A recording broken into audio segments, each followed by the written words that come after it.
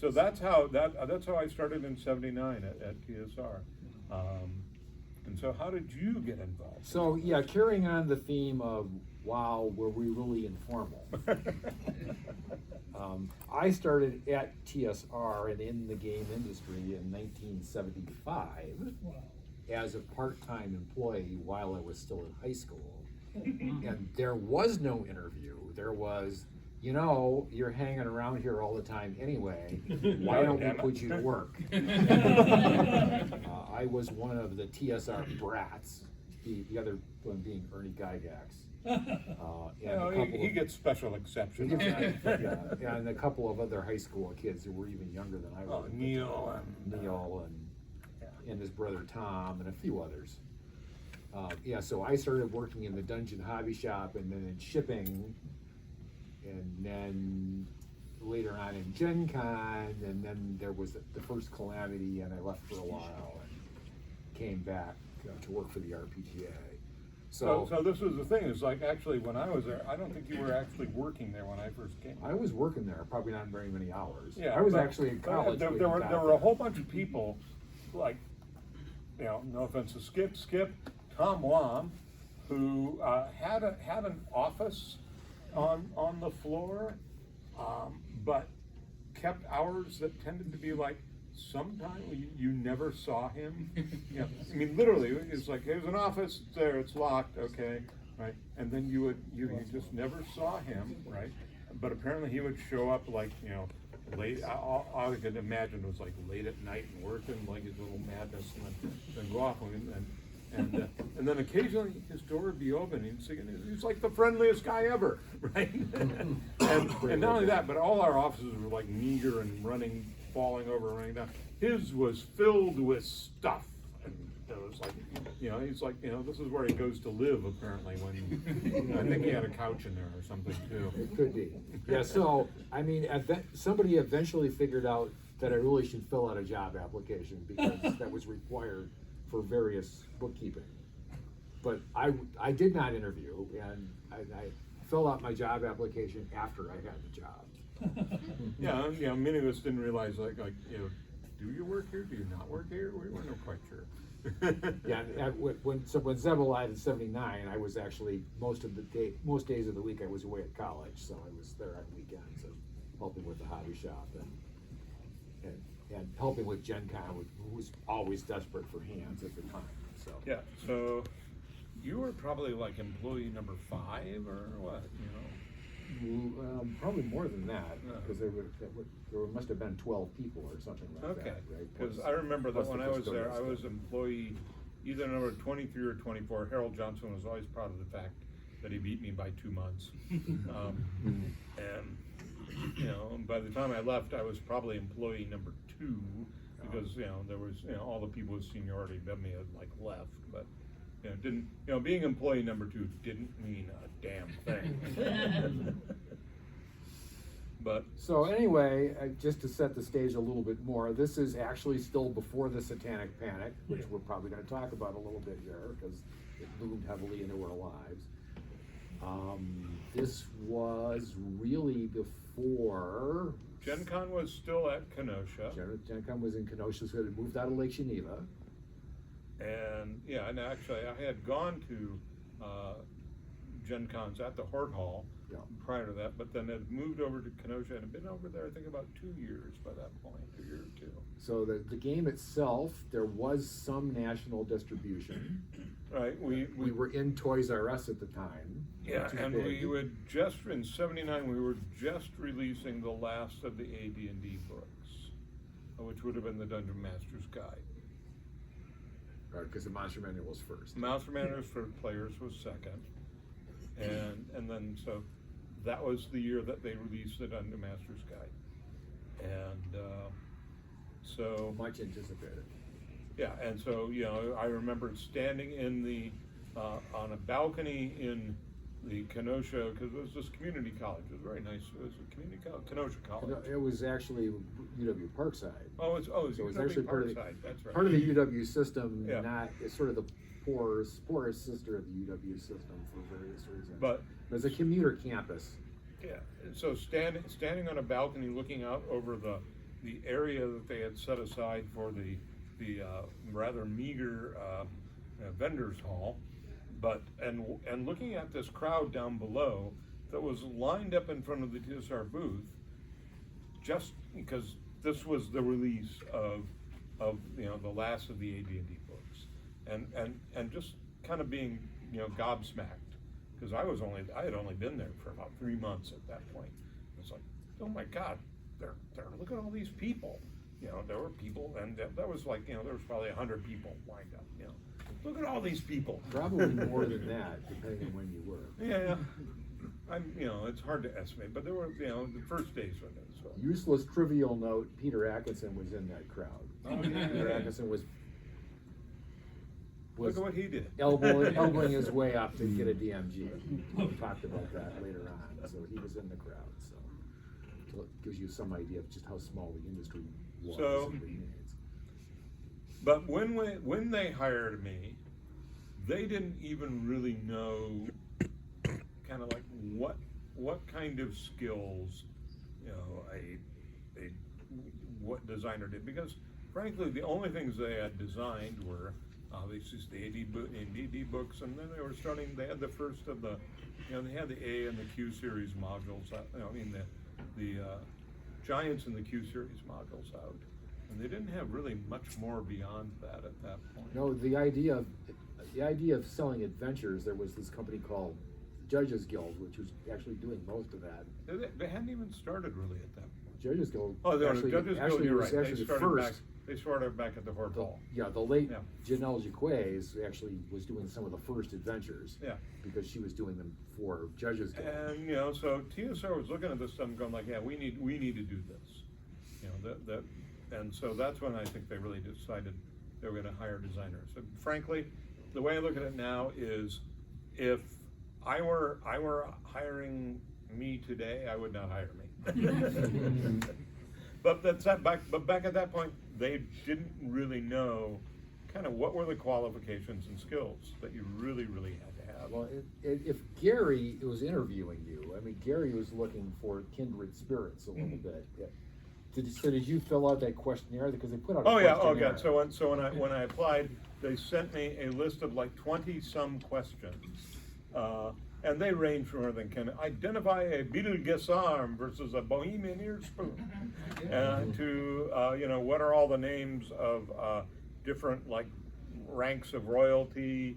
There's a question in there about heraldry. Yeah, there was at least one question about heraldry.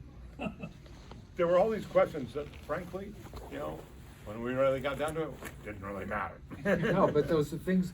There are things that Gary knew that he thought were important to his approach to the game. Yeah, and part of it was a lot of these things had showed up in Dragon Magazine, which is why I knew them, or various other stuff. But a lot of it was also reflected a lot of Gary's deep interest in kind of his historical gaming roots and that sort of stuff. And fortunately, I had some historical gaming roots, and could appreciate some of that stuff. And so, yeah.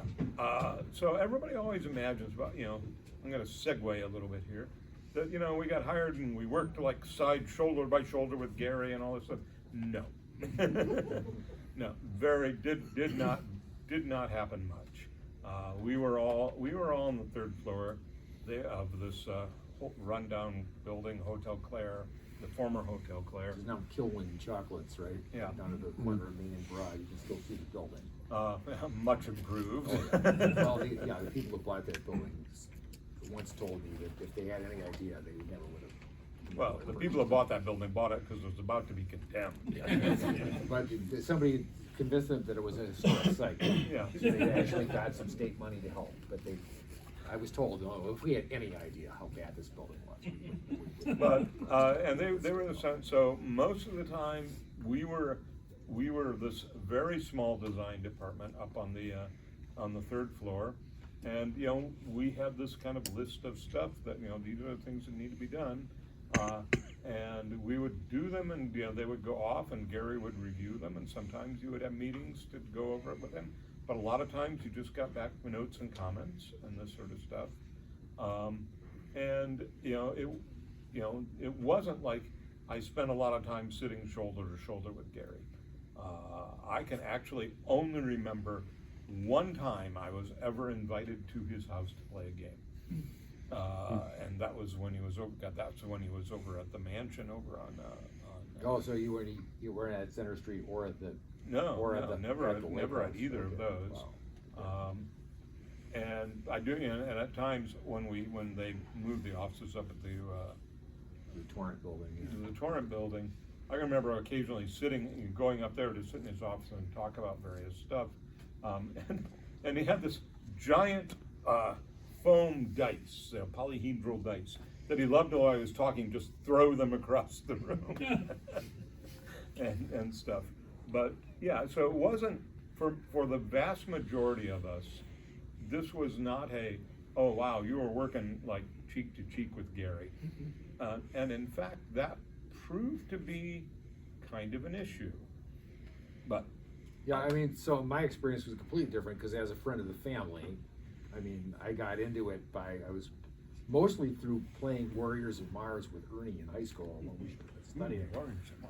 Yeah, there was a time, I realized, talking to somebody else, there was a time when I was literally playing weekly every role-playing game that was commercially available.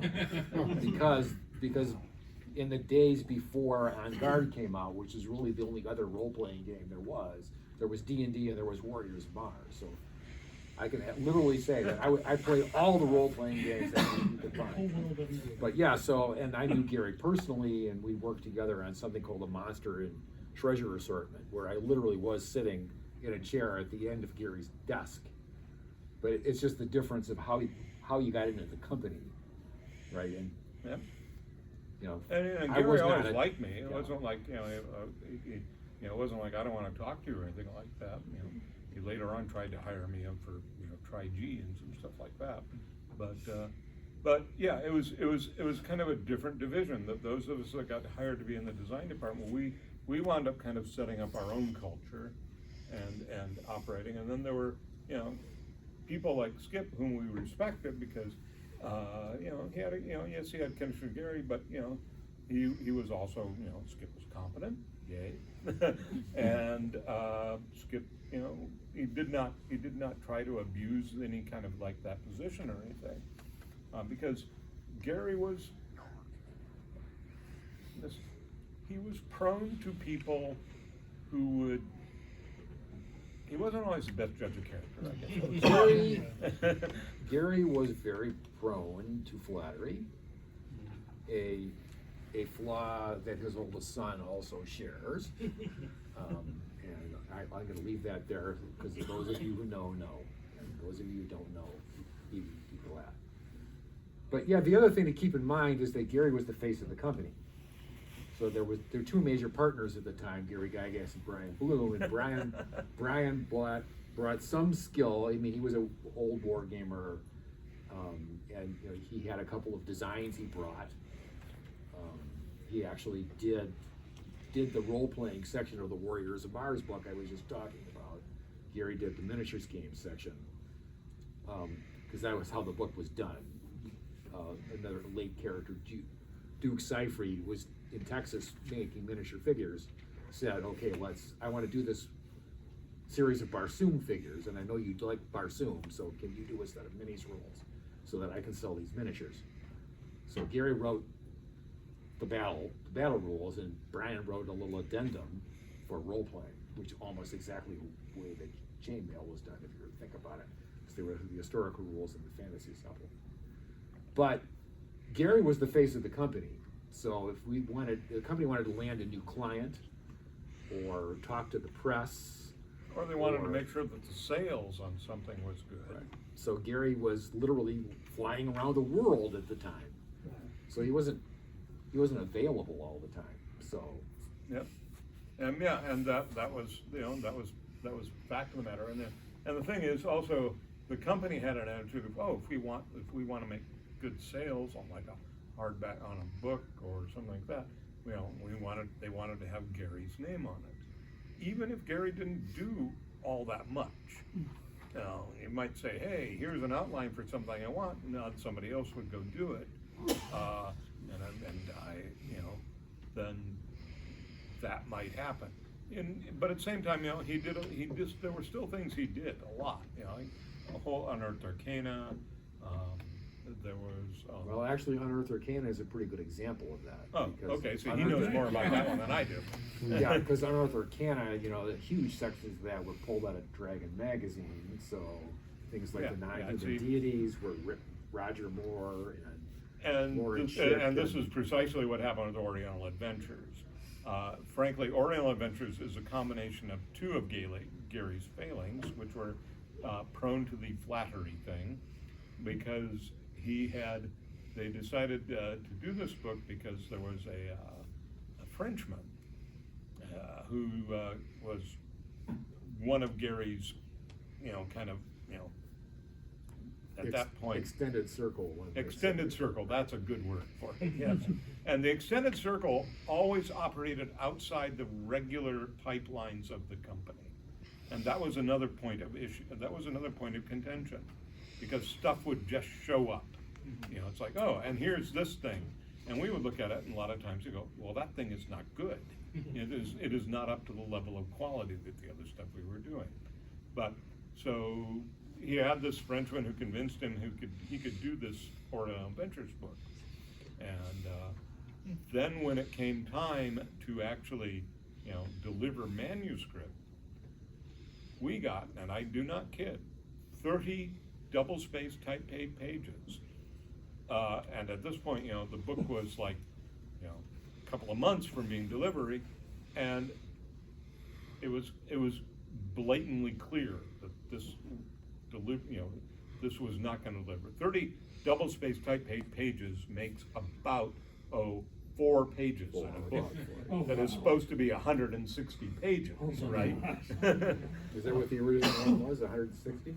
It was supposed to be somewhere about that. I think we had to cut it back to get it. I think we dropped it to 120. I don't remember it being a particularly slim book, but that doesn't mean much about what I remember. But it seemed like to me that there was a lot of content in that book. Yeah, I wrote it.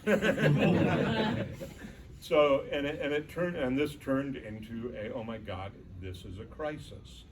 And so that's basically, I had been kind of consulting and a little bit, because I had a lot of interest in Oriental stuff.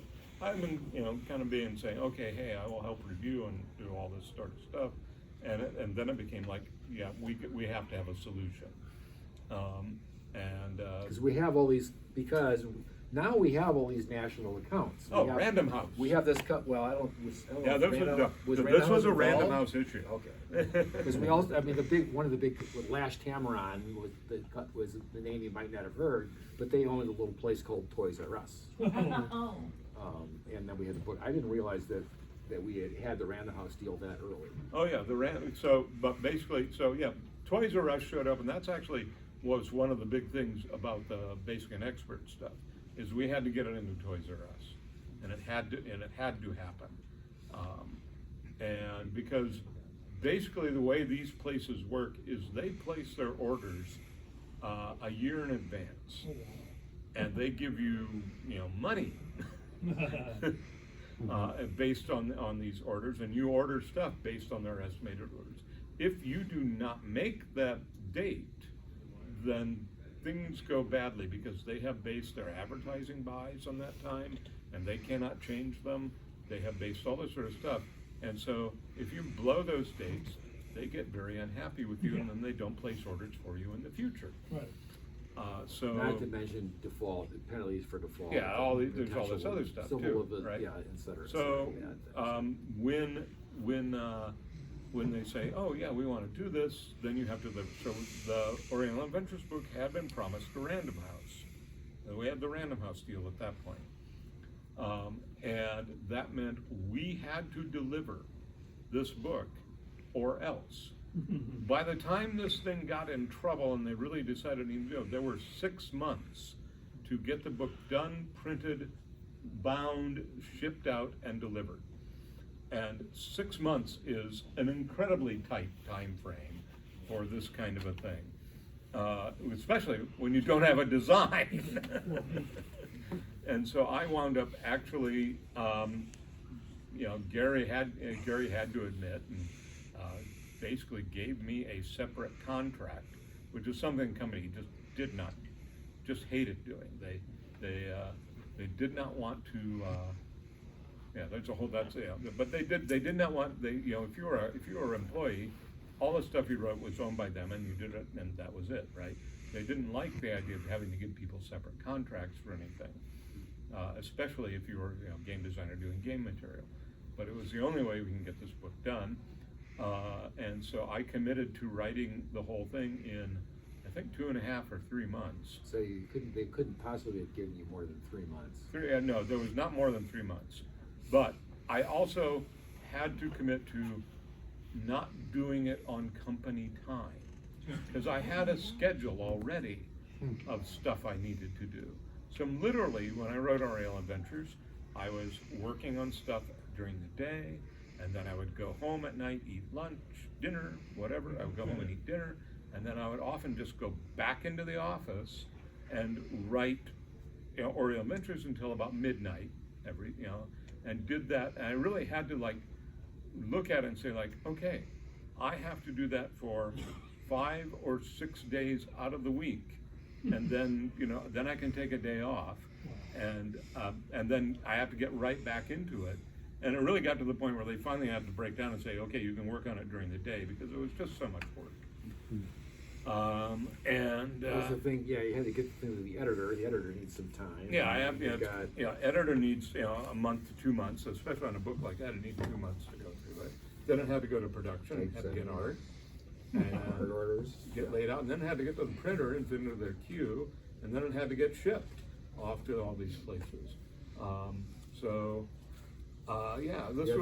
There's a reason why when you open up a book, there's the credits page is pretty long. Lots of people in there. All of these And people. theoretically, there was playtesting in there somewhere too. They were never involved in any of those.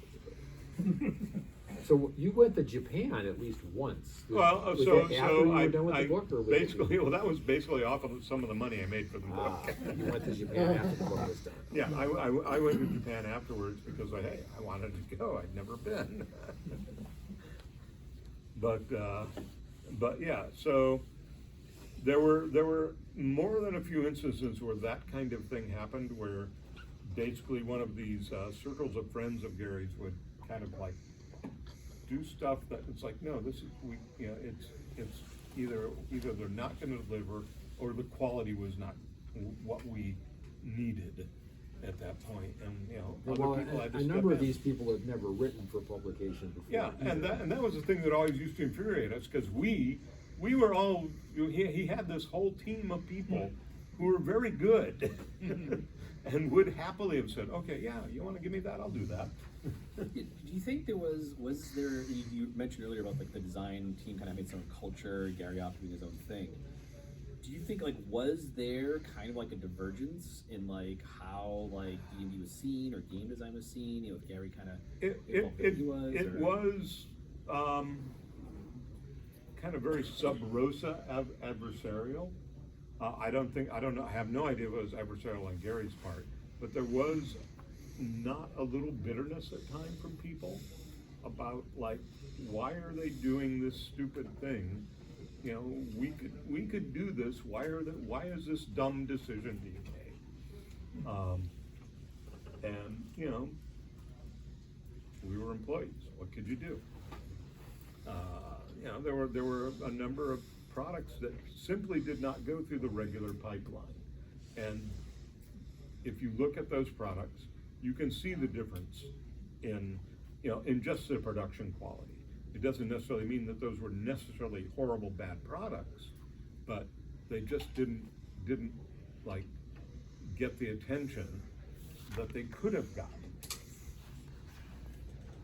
In that era, we had artists, but we didn't have art directors, so that was a problem. So there was the typesetter, but that was a new thing, bringing typesetting in house. Yeah, I think who was our really first art director? It had to be Jim Rosloff took the job. Yeah. Jim was hired as an artist. Actually, and I quickly guess, turned into the art director. I guess the first art director really was Sutherland. So that, but he was so overworked. Yeah. Yeah, And there was nobody doing cartography except him, among other things. yeah.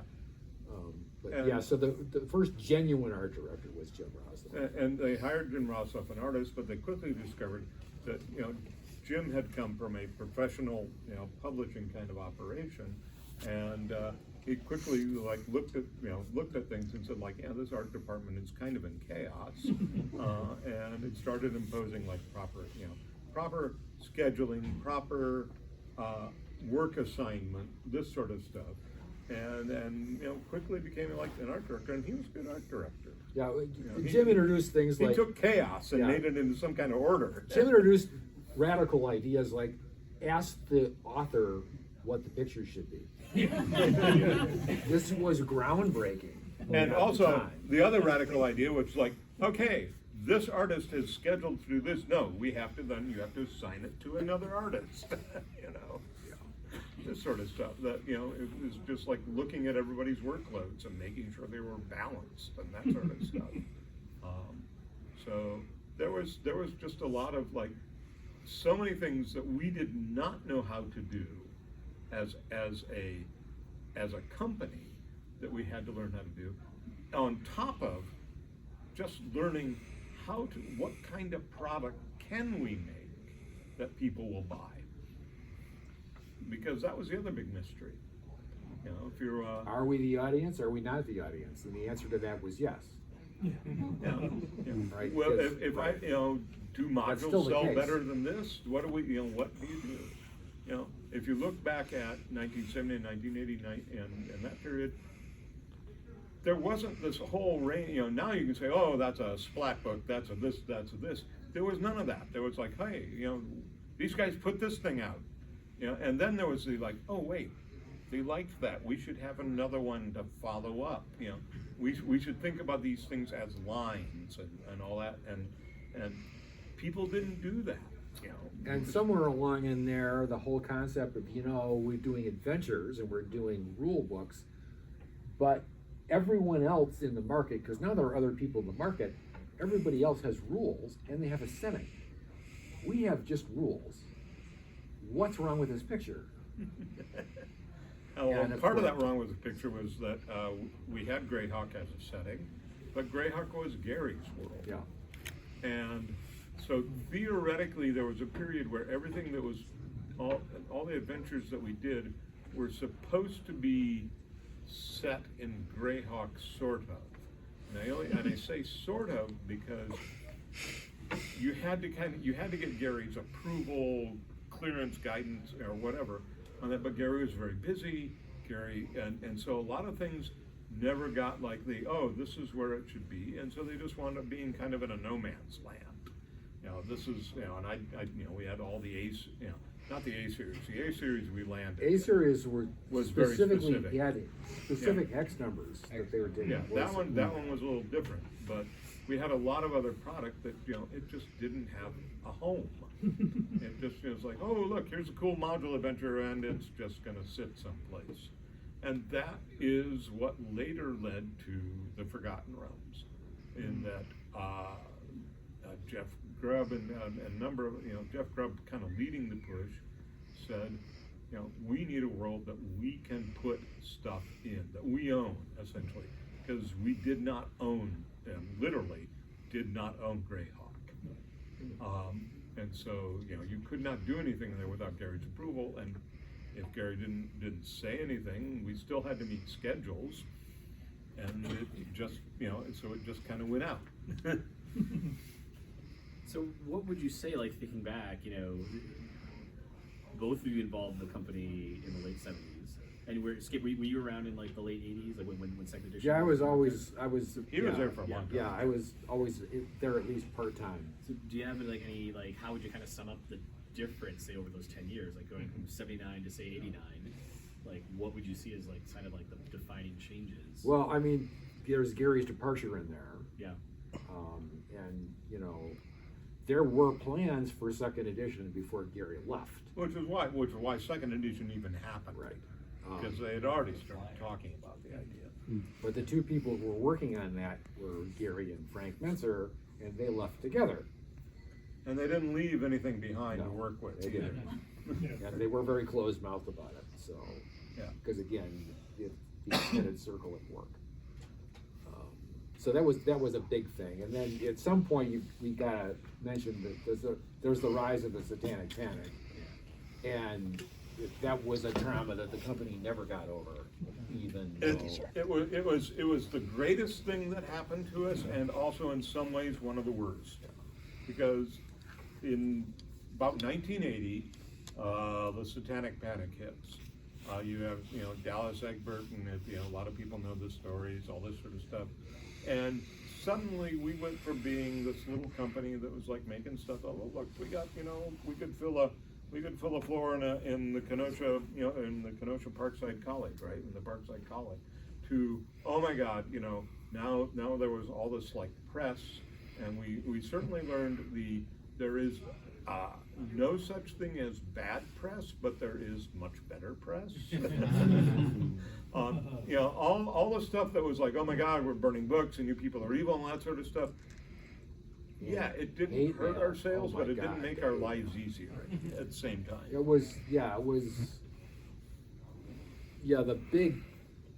The big important clients were worried. And you had to keep, and we had to keep reassuring. And part of it was we adopted a code of standards, which is was very much kind of like the comics code. It was like, there were things we would not do, and that was to reassure a lot of people. But the other thing was like our marketing, our sales department really. Yeah, there wasn't a marketing department Department, at the but our time. sales department spent a lot of time, working with these accounts, assuring them that, no, we're not horrible and all this sort of stuff. And at the same time, the company, and this was wisely, I think, and other people, Gamma disagreed maybe, but we wisely figured out that our best response was no response. That this is not a fight you can just go and slug it out with people, because it's not going to work. So our best response was to leave it to other non-TSR things to and that's where Gamma was, which is the Game Association, Game Manufacturers of America, where it was like on them to try and fight the no, these games are not evil, because if we had tried to do that, it simply wouldn't have worked. It would have been viewed as and completely self-serving. So that's why we made no comment on stuff. We just kept it quiet. A couple questions. Yeah, back here. comments, questions, sure. When you was talking about the code, did that code cross art as well as the design? Yes, it did, but artists were a hard thing to restrain. God, you try to tell somebody like Clyde Caldwell that he has to put more clothes on women. Fortunately, Clyde likes thighs, and thighs are okay. He liked cleavage a lot too. The outsides of thighs, and the insides of thighs were probably a problem. But yeah, the art. We had there was no standards, but it was a little less about sex and a little bit more about gore and violence and that sort of issues.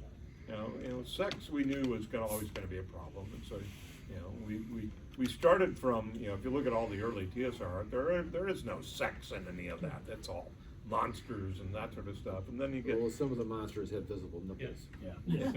but they were monsters. They were monsters. But it wasn't until we started really bringing in some quality illustrators that it was like, okay, guys, we know you like to do women. So we have a question back here. We have if I understood you well, you said that it didn't really hurt your sales, but it didn't push them either. But at the same time, you said it was a good thing for the company. How was it a good thing for the company? Because our sales went through the roof. Yes. Yeah, so I mean, there's a if you have a chance to see it, but our chaplain Derek White worked with a company in Canada, and they did a 1-hour documentary called D&D and the Battle for the Religious Imagination, and it's out there, or you can stream it. Sure. Where he's talking a little bit about that. But I mean, one of the things that's covered in there is an incident where a negative article came out, and they said, "Oh, well, we have a client that does business in the area where this article is published." And I don't remember if it was Don Snow in the sales department, I love Don Snow. or if it was Kevin Bloom. It was probably Don Snow. It said double their order. Because literally that is what would happen, especially in 80, 81, and about 82.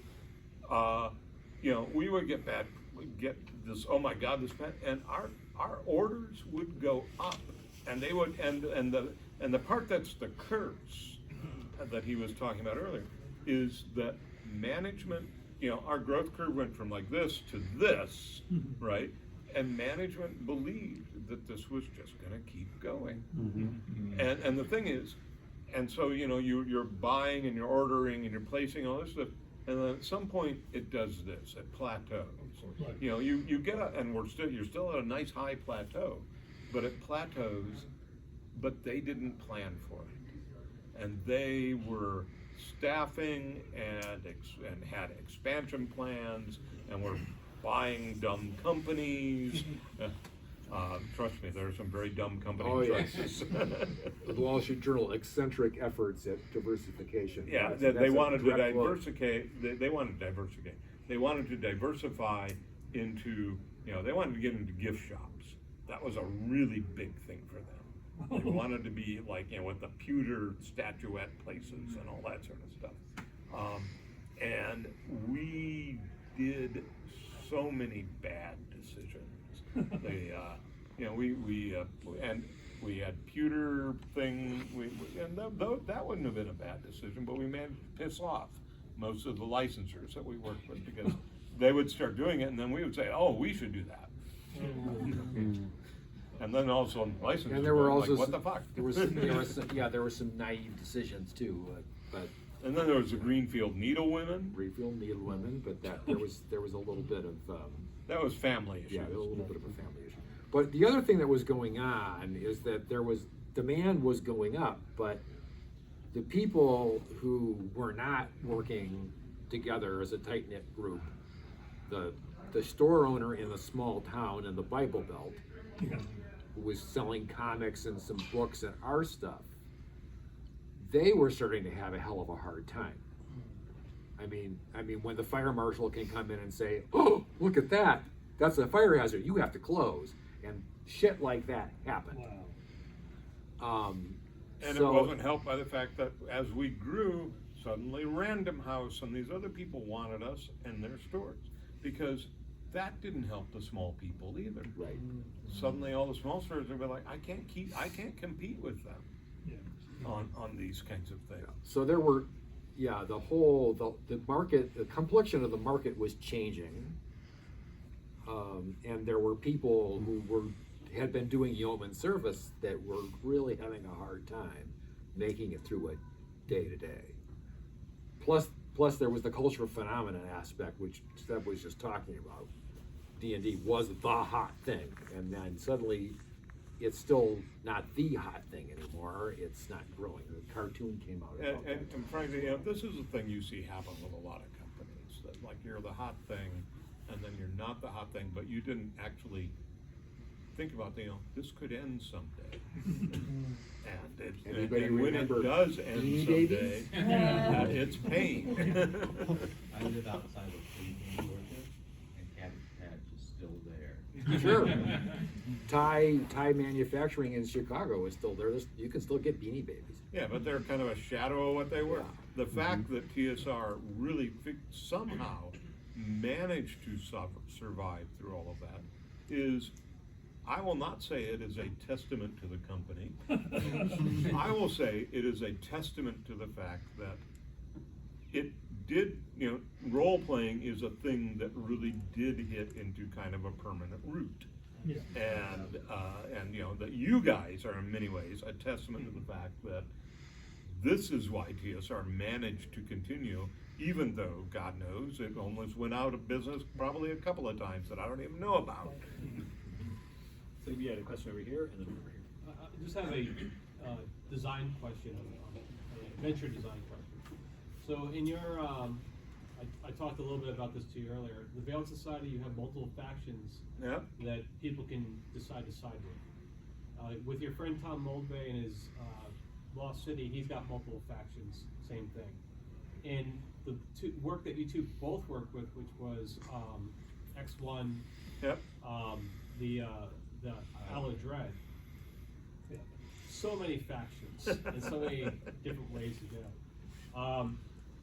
Which all my players are loving, by the way. It just makes the adventures come more alive, I think.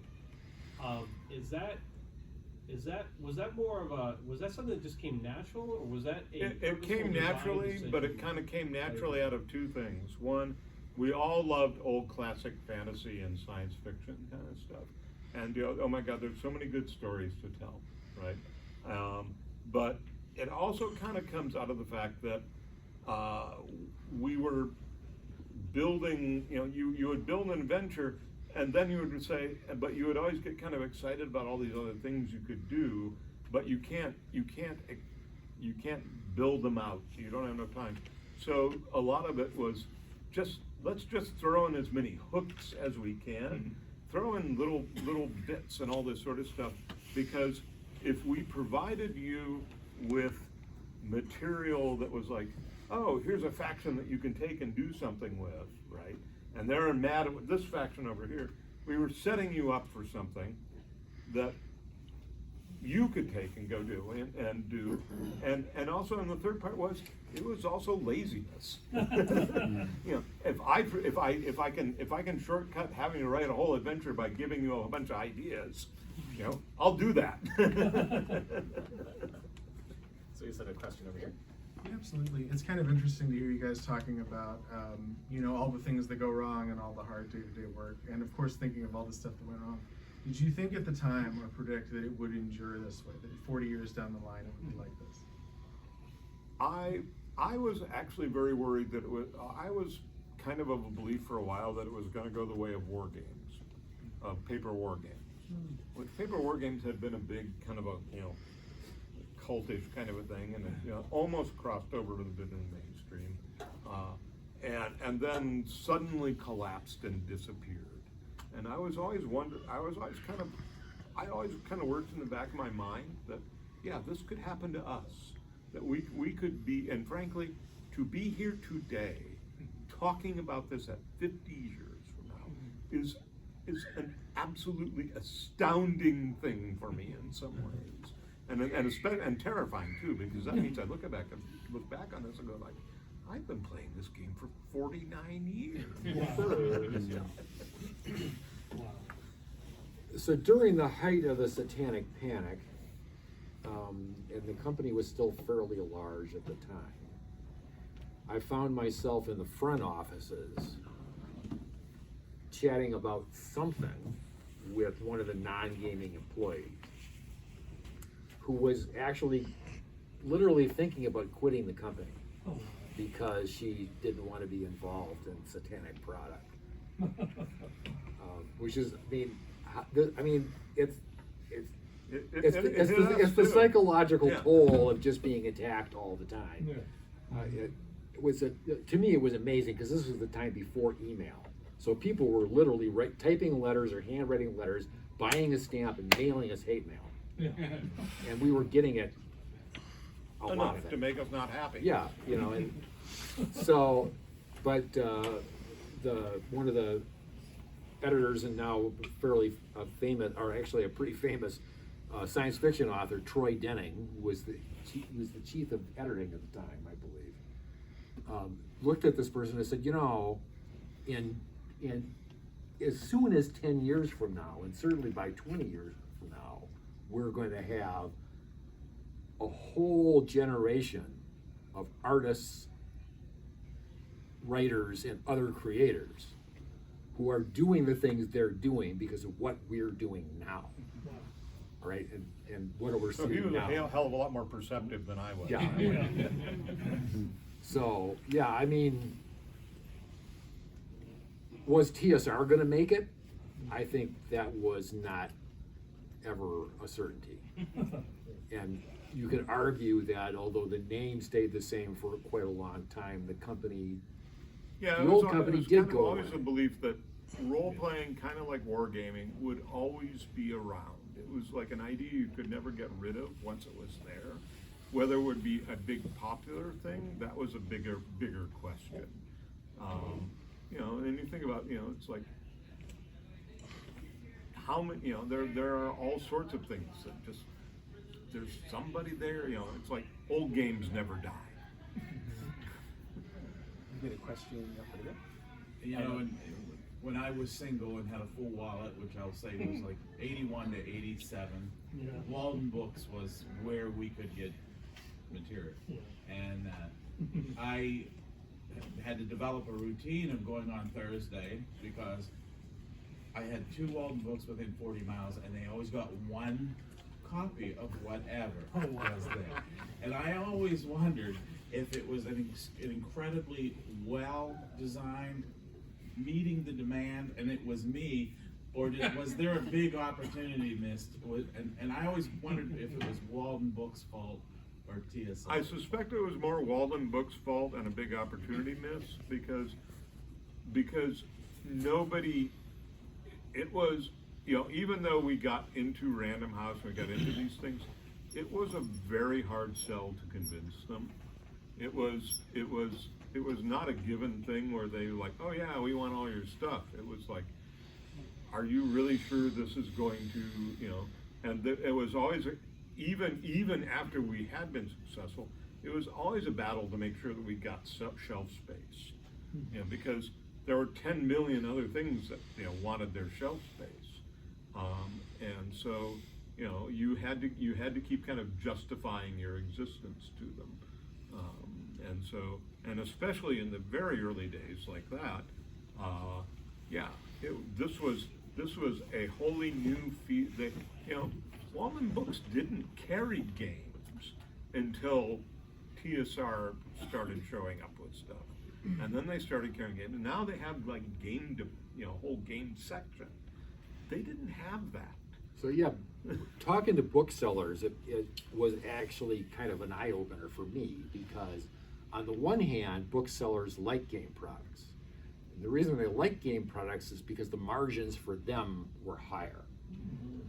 So if you bought a $20 book from them, they kept more of that $20 than they would for a $20 novel. It's just because of the way the contracts were written. On the other hand, in bookstores, there's a phenomenon in retailing called shrink, and that's just a polite way to say theft. Okay, bookselling overall is a very low shrink operation, except for game product. Yeah. So there's shrink shrink at a bookstore if they're selling games. Their game inventory is responsible for the majority of their shrink. Yeah, and the other part of it is too is, in a bookstore, you know, they could take books that the publisher would say, we will back you up with a big publishing campaign. We will back you up with this, and you know, this is going to be, you know, publishers would be, you know, per se, this is going to be on the New York Times bestseller list or this sort of stuff, because basically they were going to spend enough money to make sure it got there, right?